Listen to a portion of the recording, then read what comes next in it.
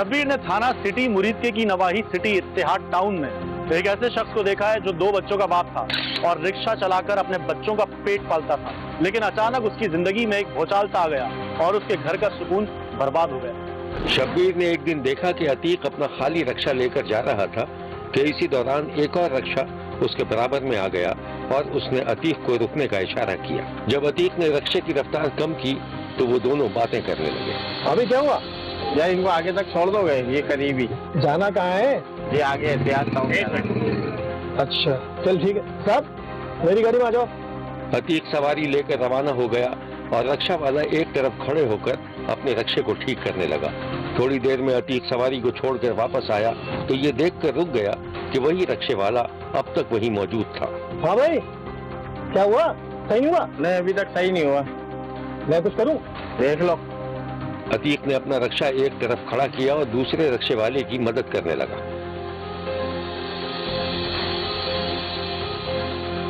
वो तो पेची पकड़ा नहीं है? खाना भी नहीं है मेरे पास।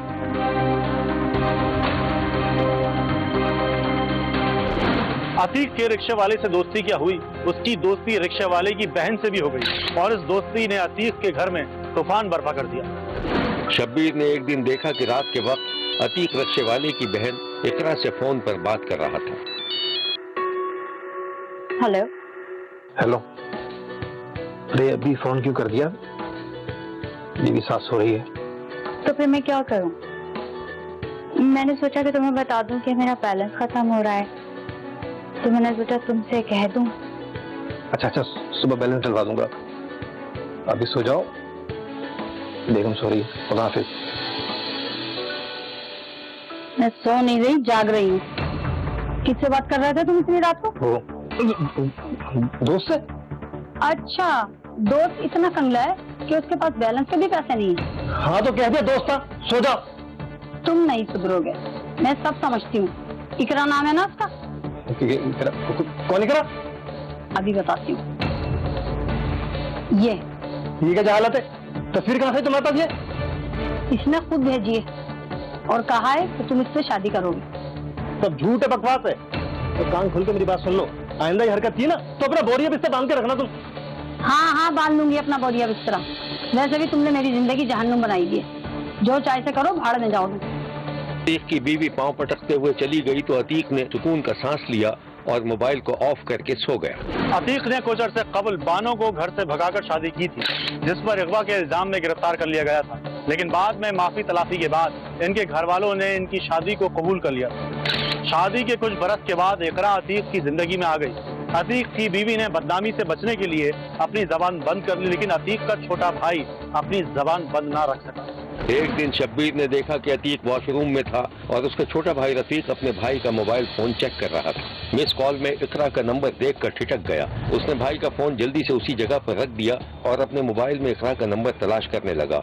दोनों एक ही नंबर थे। अतीक के भाई रफीक की हैरानी अपने उरूज पे थी कि इतनी देर में उसका भाई वॉशरूम से निकल कर आ गया। कब आया तू? भाई अभी आया हूँ। भाभी और बच्चे कहाँ हैं? अरे वो तो अपनी माँ के घर गए। तू बता, सब खैरियत है ना?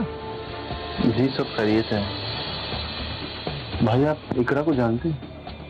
भड़का दी तेरी भाभी ने तुझे भी? उसी ने बताया ना तुझे? नहीं भाई। नहीं क्या तुझे ऊपर से मालूम हुआ है? अबे सब जानता हूँ मैं। बोल क्या काम है? भाई भाभी बहुत गुस्से में है। 2 बच्चे हो गए हैं आपके। अरे मैं तो कहता हूँ इकरा से जान छुड़वाएं, बल्कि आप उसका नंबर मुझे दें, मैं जान छुड़वाता हूँ आपकी। ओ भाई ऐसी वैसी कोई बात नहीं है। मैं मेरे दोस्त की बहन है। 1-2 दफा उसने मुझे किसी काम के लिए फोन क्या कर लिया। तेरी भाभी ने तो घर में हंगामा खड़ा कर दिया यार। अच्छा भाई मैं चलता हूँ। रुक, खाना खा के जा, तेरी भाभी ने बनाया है। नहीं भाई भूख नहीं है। अल्लाह हाफिज। ठीक है।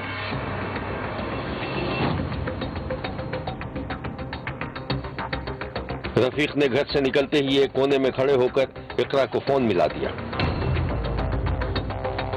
हेलो, अरे तुम बोलो। अरे तुमने बताया नहीं कि मेरे भाई से भी तुम्हारी दोस्ती है? कौन भाई? अरे बनो मत, अतीक और कौन? अच्छा वो तुम्हारे भाई हैं? वो तो मेरे भाई के दोस्त हैं। वो तो अक्सर मुझे फोन करते रहते हैं, लेकिन मैं उनको कोई जवाब नहीं देती। अच्छा मेरी एक बात कान खोल कर सुनो, अब अगर तुमने उससे बात की ना तो मुझसे बुरा कोई नहीं होगा, समझी तुम? चलो वादा, लेकिन मैं क्यों करूं वादा? तुम कौन सा मेरा वादा पूरा करते हो? अरे कौन सा वादा? तुम जो बोलती हो वो मैं करता हूँ। बैलेंस तो डलवा दो, 3 दिन से मांग रही हूँ। अरे डलवा दूंगा। अच्छा सुनो, बाद में बात करता हूँ, ठीक है?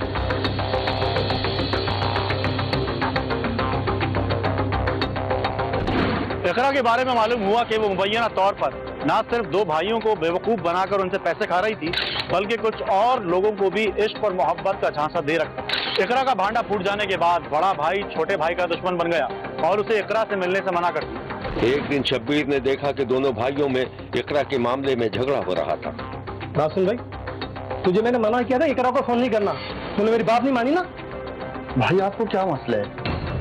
मैं चाहता हूँ उसे, हम दोनों एक दूसरे से मोहब्बत करते हैं, शादी करूंगा उससे मैं। शादी करेगा? अबे वो अच्छी लड़की नहीं है। अच्छी लड़की नहीं भाई, आपके 2 बच्चे, बीवी है, मैं तो उसी से ही शादी करूंगा। मैं उससे भी फोन करके पूछ लेता हूँ, अगर वहां कह देती तो मुझे कोई एतराज नहीं। बड़े भाई ने इकरा को फोन मिलाया और छोटे भाई को खामोश रहने का कहकर आवाज खोल दी। हेलो, मैं तुमसे बात नहीं कर रही। अरे मैंने तुम्हें बैलेंस भिजवाया तो था। तुम्हें क्या लगता है कि तुम मुझे बैलेंस डलवाते हो तो मैं इसलिए तुमसे बात करती हूँ? तुम कैसे आदमी हो? मैं तुमसे बहुत प्यार करती हूँ। तुम्हें मेरे प्यार का बिल्कुल भी यकीन नहीं है। मैं तो सिर्फ तुमसे इसलिए नाराज हूँ कि तुम 4-4 दिन मुझसे बात ही नहीं करते हो। अच्छा देखो, बात सुनो, किसी कॉल आ रही है, मैं बाद में बात करता हूँ। अल्लाह हाफिज। बड़े भाई ने कॉल खत्म करके छोटे भाई की तरफ देखा, जिसका चेहरा गुस्से से सुर्ख हो रहा था। हाँ भाई, मोहब्बत करती है तुझसे, सुन लिया? इसका मतलब है कि तुम दोनों मुझसे धोखा कर रहे हो। मैं उसे छोड़ूंगा नहीं भाई, छोड़ूंगा नहीं। फ्रॉड खोलने और रफीक की जानिब से मुसलसल धमकियों और जान के खौफ से इकरा ने रफीक को रास्ते से हटाने का फैसला कर लिया। उसने रफीक के बड़े भाई के इस तरह कान भरे कि बड़ा भाई अपने छोटे भाई से शदीद मुतनफ्फिर हो गया और अपने भाई को रास्ते से हटाने पर राजी हो गया। फिर एक दिन इकरा ने धोखे से अतीक के छोटे भाई को बुलाया, जहां बड़े भाई ने अपने ही सगे भाई को गोली मार दी। वाकई की इतला पुलिस को हुई तो मुल्जिमान गिरफ्तार कर लिए गए। ये है मुल्जिमान। पुलिस ने इस केस के बारे में जो कुछ बताया था वो ये है। मैं उसकी शादी पे गया था, उसकी भाई की, मेरा उधर से रहा वो।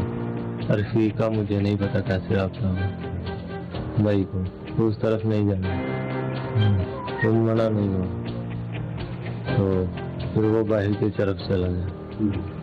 मैं भी पीछे गया था, तो उधर मैंने धमकाया तो नहीं, वो नहीं भाग आया।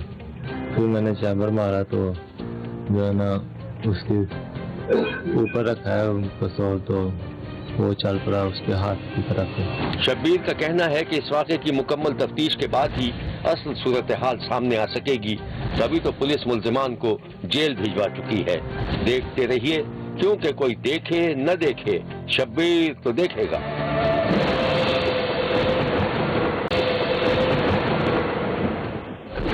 गुजरात के इलाके महल्ला बख्शुपुरा में शब्बीर ने 8 मरले का एक ऐसा घर देखा है जहां 4 भाइयों का खानदान रिहाइश पजीर था और खास तौर पर 2 भाइयों के दरमियान ताल्लुकात अच्छे नहीं थे।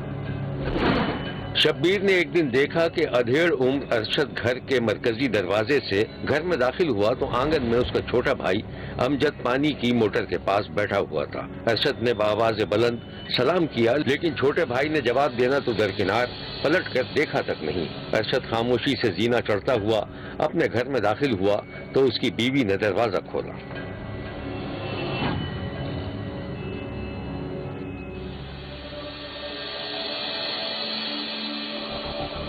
किसको सलाम कर रहे थे नीचे?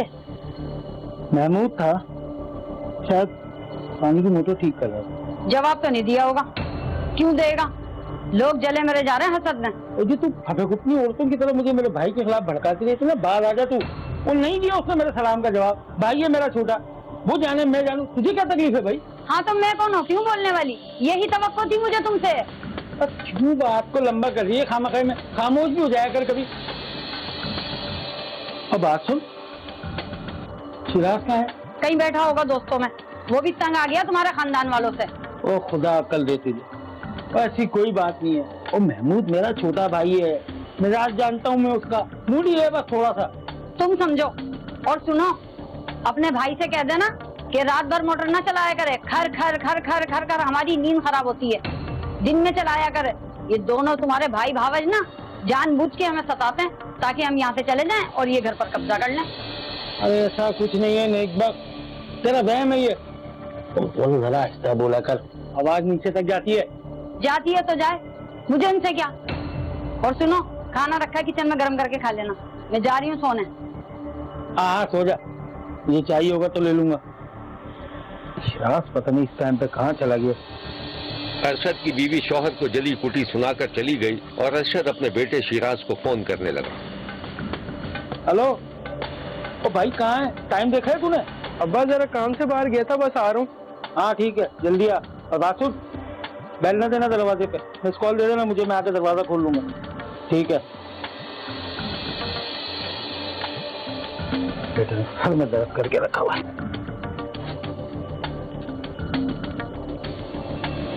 फोन करने के बाद अरशद जैसे ही किचन में गया, मोटर चलने की आवाज आने लगी। उधर शब्बीर ने देखा कि अरशद की बीवी मोटर का शोर सुनकर बिस्तर से उठ बैठी और खिड़की से झांक कर नीचे देखने लगी। उसको ये शोर बहुत बुरा लग रहा था। अरशद की बीवी ने सर पर दुपट्टा लपेटा और शौहर के पास पहुंच गई। बंद करवाओ ये शोर। कितने बेहिस लोग हैं ये नीचे वाले, पता है कि दिल के मरीज हैं। जरा जो एहसास हो, शोर बंद करवाओ ये। अच्छा अच्छा, तू शोर न कर, मैं देखता हूँ जाके, तू अंदर जाके सो जा। अरशद जीना उतरकर नीचे गया जहां आंगन में मोटर खुली हुई थी। अरशद ने टैंक का ढक्कन उठाकर देखा तो उसमें पानी भरा हुआ था। अरशद ने मोटर का बटन बंद कर दिया। मोटर बंद होते ही कमरे की खिड़की से उसकी भावज ने झांका। भाई साहब, आपने मोटर क्यों बंद कर दी? अभी 2 दिन के बाद तो पानी आया है। अरे वो टैंक भरा हुआ है, सुबह भर लेंगे ना। अभी भाई साहब, मोटर नहीं चलेगी तो इस घर में क्या प्यासे मरेंगे? ठीक है, आने दे उनको। बोल दूंगी कि अब इस घर में भाभी से पूछ कर मोटर चलेगी। अच्छा ठीक है। वो मैं ऊपर जा रहा हूँ, महमूद आ जाए तो उससे कहना मुझसे मिल ले।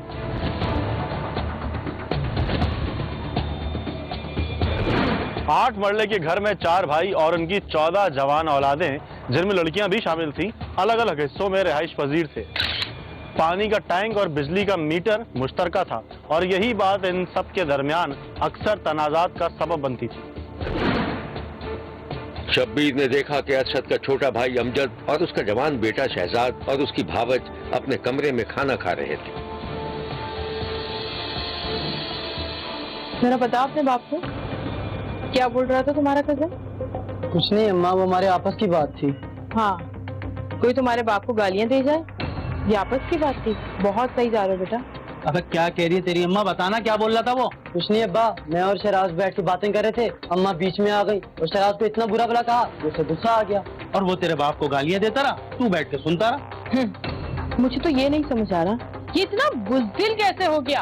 अगर मैं इसकी जगह होती ना, उसका सर फाड़ दूं, लेकिन क्या करूं, कुछ कर ही नहीं सकती मैं। चल काम कर, चल के बात करता हूँ उससे आमने सामने। अरे बस रहने दो ना, कुछ नहीं रखा इस लड़ाई झगड़े में। वो लड़का वही बात कर रहा है जो उसके माँ बाप उसे सिखा रहे हैं। इसकी तरह बुज़दिल नहीं है। इस कहानी की मजीद तफसीलात हम आपको दिखाएंगे, लेकिन एक ब्रेक के बाद। कहीं जाइएगा मत, क्योंकि कोई देखे ना देखे, शब्बीर तो देखेगा। मुझे तो ये नहीं समझ आ रहा कि इतना बुज़दिल कैसे हो गया। अगर मैं इसकी जगह होती ना, उसका सर फाड़ दूं, लेकिन क्या करूं, कुछ कर ही नहीं सकती मैं। चल काम कर, चल के बात करता हूँ उससे आमने सामने। अरे बस रहने दो ना, कुछ नहीं रखा इस लड़ाई झगड़े में। वो लड़का वही बात कर रहा है जो उसके माँ बाप उसे सिखा रहे हैं।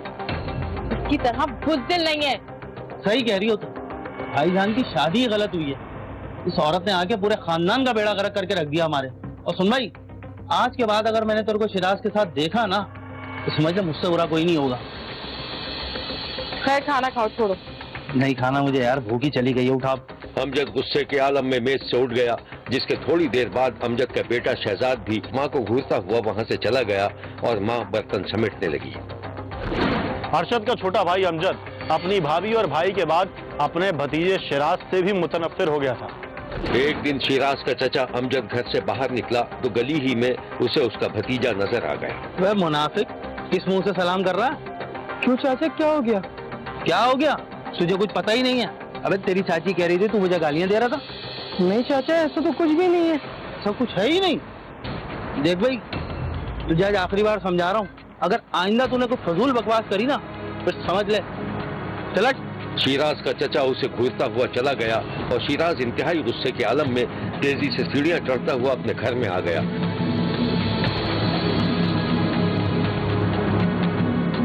बेटे का मूड ऑफ देखकर माँ घबरा गई। अरे क्या हुआ? क्यों चुप है? किसी से झगड़ा हुआ है क्या? अरे नहीं अम्मा, कुछ भी नहीं हुआ है। अरे तो बता दो क्या हुआ है? अम्मा हद होती है बर्दाश्त की। चाचा कह रहे कि चाची ने उन्हें बताया कि मैंने उन्हें गाली दी है। दिल तो चाह रहा है मैं अभी जाके चाची से पूछूं।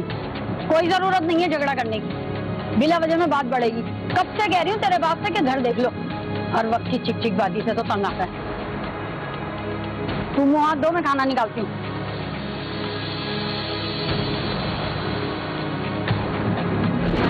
अमजद और अरशद दोनों भाइयों के दरमियान और उनके अहले खाना के दरमियान मामूली बातें अब तनाजात, नफरत और हसद का पहाड़ बन चुकी थी और किसी भी वक्त किसी नाखुशगवार वाकये का सबब बन सकती थी। एक दिन शब्बीर ने देखा कि गली से लड़ाई झगड़े की आवाज सुनकर पहली मंजिल से अमजद का बड़ा भाई अरशद तेजी से नीचे उतरा और इधर नीचे की मंजिल से अरशद का भतीजा शहजाद निकला और फिर वो दोनों एक दूसरे को घूरते हुए गली में आए तो देखा कि अमजद ने अपने भतीजे शिराज का गिरेबान पकड़ा हुआ था और दोनों चचा भतीजे के दरमियान गालियों का तबादला हो रहा था। तब इस लड़ाई में शिराज का बाप और अमजद का बेटा शहजाद भी शामिल हो गए थे।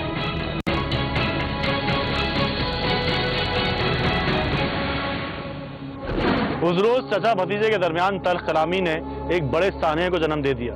मुबैना तौर पर एक दूसरे के वालिदैन को गालियां देने का इल्जाम लगाकर शिराज ने अपने सगे कजन शहजाद को फैंसी मारकर जख्मी कर दिया था, जो अस्पताल जाकर चल बसा। इस खूनी वाकये के बाद पुलिस ने अमजद के बड़े भाई अरशद और उनके जवान बेटों के खिलाफ मुकदमा दर्ज करके उन्हें गिरफ्तार कर लिया। ये है वो मनाजिर जब कत्ल के इल्जाम में गिरफ्तार किए गए बाप बेटों को थाने लाया गया था। शब्बीर को मालूम हुआ है कि मुबैना तौर पर घरेलू झगड़े में अपने कजन के हाथों कत्ल होने वाला शहजाद 3 कमसिन बच्चों का बाप था और मार्केटिंग का काम करता था। हमारा किस रीजन है? रीजन था हमारी शहजाद के साथ किसी किस्म की कोई रीजन नहीं थी। शहजाद को इवन वालिद साहब ने अपनी गोद में खिलाया, बड़ा प्यार था उनके साथ। तो इख्तलाफ जो था ना वो चाचू अमजद यानी शहजाद के वालिद के साथ था। वो इख्तलाफ ये था कि सर जबकि हम उस घर में शिफ्ट हुए थे ना, वो उसके रीजन कोई नहीं, बस ये है कि तंग करता था। यानी गुजर रहा है तो गालियाँ निकालेगा, गालियाँ ये वाली के वालदा के नाम से बड़ी बुलंदी सी गाली जो बर्दाश्त नहीं हो सकती। तो 1-2 दिन तो बर्दाश्त किया, तीसरे दिन मैंने वाला साहब बोला कि मैं क्या कि मैं हाथ उठा दूंगा या मेरे से मसला हो जाएगा, हमें कंप्लेन करनी चाहिए। अब ये बात करके हम बाहर निकले हैं तो वो बाइक लेके ना, यानी मैं गली के टर्न से घर की तरफ जा रहा हूँ, घर की तरफ से मेरी तरफ आ रहा है। उसने मुझे बड़ी जोर से किक किया और खड़े होकर मुझे कहता है वो खुश रहा। तो फिर ना मैंने वाले साहब से आके बात की, वाले साहब कहते हैं उन कोई चारा नहीं रहा, असि कंप्लेन उस जान। फिर असि इत्थे आए, इत्थे आके कंप्लेन की थी। जो ये मोटर चलाने साल तो बहुत ज्यादा शोर करती थी, बहुत ज्यादा शोर। मैं क्या यार इत्थों लैके इत्थों तक तेरा घर है ते मोटर इत्थों चुक के इत्थे अगर हो जाए ना ते सुकून हो जाए। चलो ਉਹਦੀ बीवी ਨਾਲ ਗੱਲ ਕੀਤੀ, ਉਹ ਜਨਾਬ ਸਖਤੀ ਨਾਲ ਗੱਲ ਕੀਤੀ। मैं खुद ਇਸ ਮੇਰੇ ਬੇਟੇ ਨੇ ਬੜੀ ਸਾਡੀ ਗੱਲ ਕੀਤੀ ਹੈ, ਸਾਡੀ ਤੂੰ ਮੈਂ ਵੀ ਹੋਈ ਉਹਦੇ ਨਾਲ, ਉਹਦੀ बीवी ਦੇ ਨਾਲ, ਛੋਟਾ ਭਾਈ ਦਿਲਾਵਰ ਦੀ बीवी ਦੇ ਨਾਲ।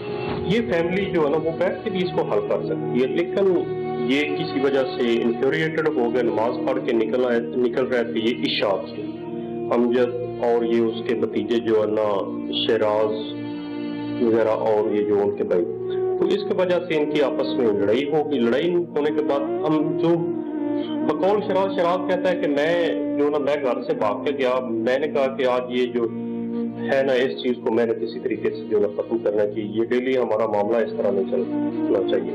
शराब घर भाग के गया, इसके हाथ में कैंची आ गई। कैंची आने के बाद उसने जो है ना पहले आगे से रोका है कि शायद जो शहजाद ने उसने रोका है कि ये मेरे वालिद पे कैंची की वजह से हमला ना करे। शहराज ने अपने कजन पे हमला कर दिया कि उसके वालिद तक पहुंचने के लिए कजन ने फिर इसको जो ना रोका, फिर इसने इस पे दूसरा हमला किया उसके जो ना ये लेफ्ट साइड पे जो उसको बिल्कुल दिल के नजदीक जो पसलियां के ऊपर कैंची लगी। शब्बीर ने गुजरात में पेश आने वाले इस खूनी वाक़े की शदीद मजम्मत की है और इंसाफ के तकाजे पूरे करने का मुतालबा किया है। देखते रहिए, क्योंकि कोई देखे न देखे, शब्बीर तो देखेगा। शब्बीर ने जहानिया में एक ऐसे मेहनत कश शादीशुदा जोड़े को देखा है जिनके दरमियान माशी बदहाली की वजह से आए रोज झगड़ा रहता था। उस दिन शब्बीर ने देखा कि चिलचिलाती धूप में घर के आंगन में पुरानी चारपाई बिछी हुई थी जिसे आसिफ नामी शख्स बुन रहा था। करीब ही आसिफ की बीवी अजरा कुर्सी की मरम्मत कर रही थी। मेरी तो जिंदगी अजाब बना दी। सारा दिन गर्मियों में काम करो और रात को खाली पेट सो जाओ। मुझसे नहीं होता गर्मियों में इतना काम। तो क्या चाहती हो तुम? चोरी करूं या डाका डालूं? अरे इज्जत से रोटी मिली है ना तो खाती रहो। तुम्हें तो सबर शुगर करने की आदत ही नहीं है। क्या हाँ इज्जत की रोटी मिल रही है? मैं बता रही हूँ मैं नहीं करूंगी गर्मियों में इतना सारा काम। बस अच्छा तो लड़ाई झगड़ा ना बाद में कर लेंगे। जाओ जाके दरवाजे पे देखो कौन है, जाओ। इसी दौरान आसिफ का चचाजाद नादिर घर में दाखिल हुआ। उसके हाथ में प्लास्टिक की एक थैली थी जिसमें बर्फ और दही था। और बच्चे किधर? बच्चे बाहर गली में खेल रहे होंगे। वैसे कंजूसी की भी इंतहा है। इतनी सी दही से क्या होगा? आधा किलो दही है, आप बनाने वाली बने, बन जाएगी लस्सी। अरे यार नाज़िर, तुम इतनी बिला वजह जहमत क्यों करते हो? सब चीजें लेके आ जाते हो। और इसकी तो आदत ही नहीं है सबर शुक्र करने की। जाओ जाके लस्सी बनाओ। आसिफ की बीवी अजरा मुंह ही मुंह में बड़बड़ाती हुई अंदर चली गई। अरे आसिफ भाई गुस्सा क्यों करते हो? इधर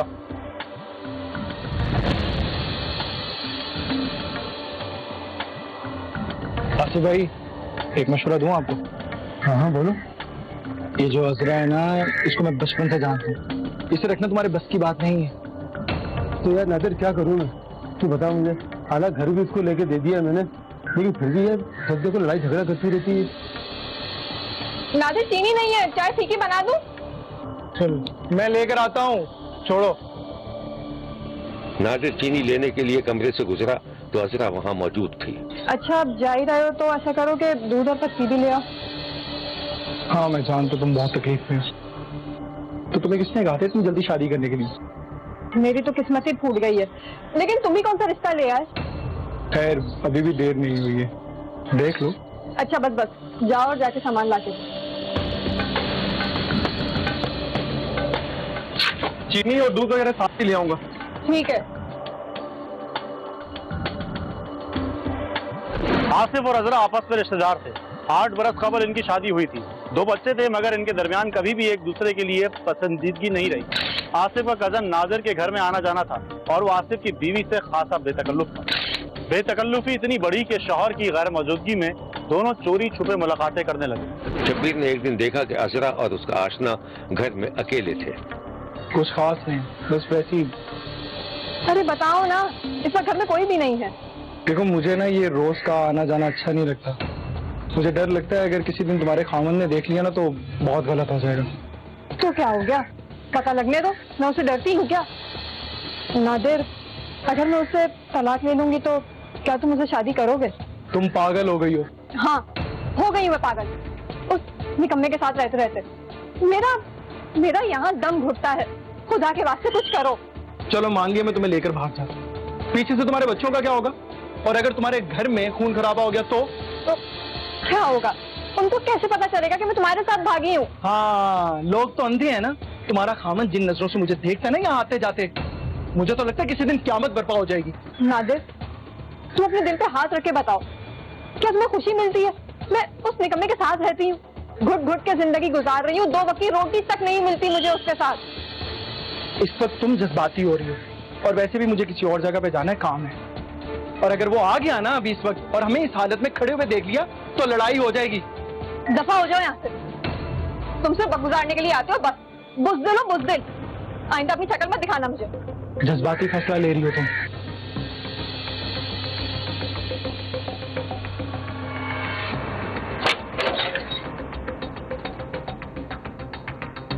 नादिर अजरा को पसंद करता था लेकिन खानदान वालों के खिलाफ कोई बड़ा कदम उठाने से डरता था। अजरा की तरफ से बुज़दिली और बेवफाई के तानों ने नादिर के अंदर नाम नेहाद गैरत को भड़का दिया और फिर एक दिन वो अजरा को लेकर फरार हो गया। आसिफ एक दिन घर लौटा तो उसकी बीवी मौजूद नहीं थी। अजरा,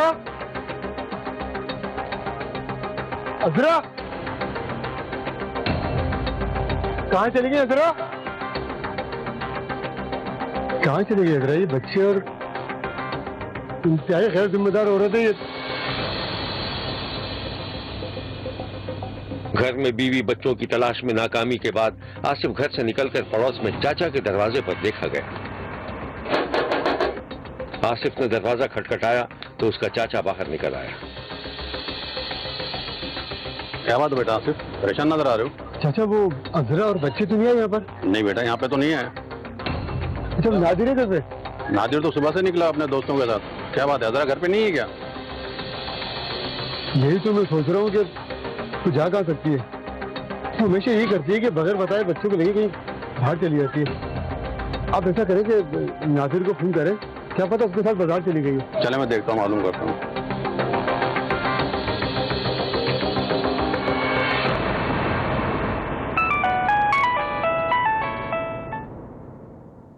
नादिर बेटा कहाँ हो तुम? मैं बात कर रहा हूँ। अब्बा मैं बाहर निकला हुआ काम से। क्यों, सब खैरियत? तेरे साथ अजरा तो नहीं है? नहीं तो मेरे साथ तो नहीं है। सब खैरियत है ना? बस कुछ नहीं, वो आसिफ ढूंढता हुआ आया था। अब्बा वो ऐसे ही परेशान हो रहा होगा, उसको बोलो कि खाला की तरफ देखिए।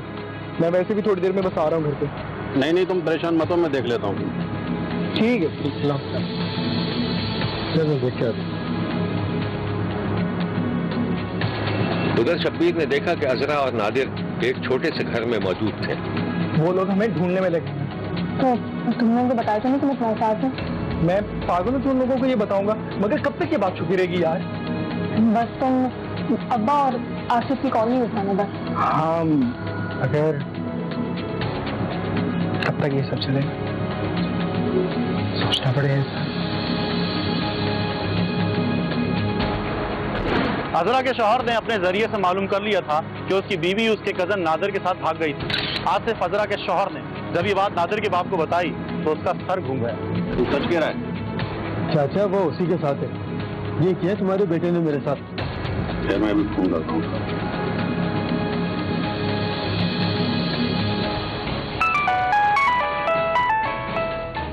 बाप का फोन बजा तो नादिर शशोपंज में पड़ गया, लेकिन उसने फोन उठा दिया। जी बाबा। तूने जितनी मेरी ना कटवाई थी कटवा दी। वो 1 घंटे के अंदर जो है ना अजरा को लेकर घर पहुंच, वरना मैं तेरे को जायदाद से हाथ कर दूंगा। लेकिन बाबा मेरी बात तो।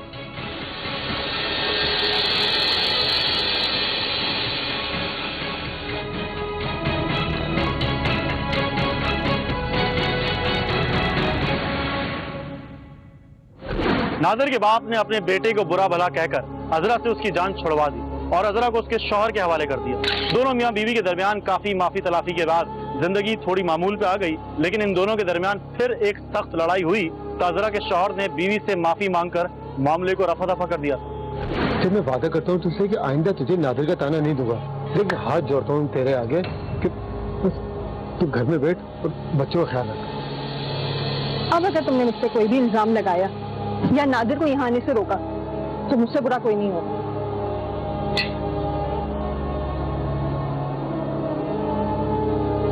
अजरा के शौहर को यकीन हो गया था कि उसकी बीवी अपनी मुबैना हरकतों से बाज नहीं आएगी। उसने खामोशी से एक दिन अपनी बीवी का गला दबाकर उसे कत्ल कर दिया और उसकी लाश आंगन में गड़ा खोद कर दबा दी। ये मामला 2 माह तक छुपा रहा, लेकिन शक होने पर अजरा के वालिदैन ने थाने में रिपोर्ट की तो दूध का दूध पानी का पानी हो गया। आसिफ ने अपनी बीवी के कत्ल का एतराफ कर लिया। यह आसिफ जिसे यकीन था कि उसकी बीवी बदचलन थी। पुलिस ने इस केस के बारे में जो कुछ बताया था वो ये है। जो मकतूला है उसकी जो वालदा हाजरा बीबी है, उसने हमें दरख्वास्त दी थी कि उसकी जो बेटी है अजरा वो काफ़ी देर से नहीं मिल रही। 2 महीने हो गए उसका खामद उसका मुलाकात नहीं करने दे रहा। तो उन्हें शक का इजहार किया कि कहीं उसको कोई नुकसान ना पहुंचा दिया हो, जिस पे हमने उसके जो खामद है आसिफ उसको हमने हिरासत में लिया। मुकदमा दर्ज करने के बाद उसने इंकशाफ किया कि उसने अपनी जो बीवी है उसका मर्डर कर दिया 2 महीने पहले। तो इस पर हमने फौरी तौर पर रेडिंग पार्टी तैयार करके उधर जाकर उसकी निशानदेही पर जो है वो मुसम्मात अजरा बीबी की डेड बॉडी जो है नाश है वो बरामद की, जिसका पोस्टमार्टम करा के तजीज़ व तकफीन के लिए उसको बुरसा के हवाले की है। तो मुलजिम हमारे पास अभी रिमांड जिस्मानी पर है, जिसकी मजीद तफ्तीश जारी है। 7 माह पहले भी चली गई थी और 7 माह के बाद फिर वही झगड़ा शुरू हो गया। झगड़ा होने के बाद झगड़ा चलता रहा। झगड़ा जब चलता रहा तो मैंने बीवी का गला दबा के उससे मार दिया और दफना दिया। फिर पंचायत चलती रही। उसके बाद उन्होंने अगवा का पर्चा दिया, जिसमें मुझे SHO साहब ने पकड़ लिया और उसके बाद डेड बॉडी निकालने के लिए मुझे ले गया और डेड बॉडी निकाली और मुझे ले आया। शब्बीर ने जहानियान में पेश आने वाले इस खूनी वाक़े पर अफसोस का इजहार किया है और तवक्को जाहिर की है कि इस केस में कानून के तमाम तकाज़ों को मद्देनजर रखा जाएगा। देखते रहिए, क्योंकि कोई देखे न देखे, शब्बीर तो देखेगा। शब्बीर का कहना है कि वो देख रहा है और मुसलसल देखता रहेगा। मुल्क भर से मजीद कहानियों और उनकी तफसीलात के साथ फिर मुलाकात होगी। देखना ना भूलिएगा, क्योंकि कोई देखे ना देखे, शब्बीर तो देखेगा। अगर आप अपने इर्द गिर्द होने वाले किसी गैर मामूली वाक़े से शब्बीर को आगाह करना चाहते हैं तो SMS करें SAB लिखकर स्पेस दें और अपना मैसेज अपने शहर और नाम के साथ 247 पर भेज दें। फैक्स करने के लिए हमारा नंबर है 02135803820। खत लिखने के लिए हमारा पता है